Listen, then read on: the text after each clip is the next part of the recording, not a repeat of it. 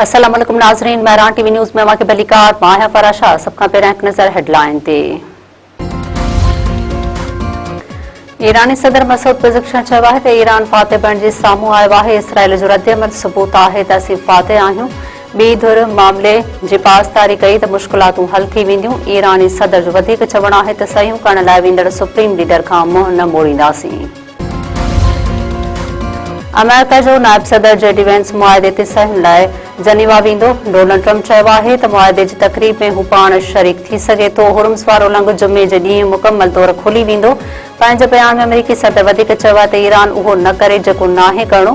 तेसीं ताईं पाबंदियूं रहंदियूं। ईरान खे $30 करोड़ ॾियण जी ॻाल्हि कूड़ आहे। अमेरिका जे नायब सदर जेडी वेंस चयो आहे त अमेरिका ईरान मफ़ाहमती यादाश्त नंढो दस्तावेज़ आहे। MOU तक़रीबन 1.5 सिफ़े ते ॿधल आहे। तफ़सील ॻाल्हि ॿोल दौरान तइ कया वेंदा। जेडी वेंस जो वधीक चवणु आहे त डील ते डिजिटल सयूं आछर जे ॾींहं ते थी वयूं हुयूं। ट्रम्प ऐं मूं अमेरिका तरफ़ां मुआहदे ते सहियूं कयूं। ईरान खे नए सिर तामीर लाइ $300 अरब मशरूत तौर मिली सघनि था।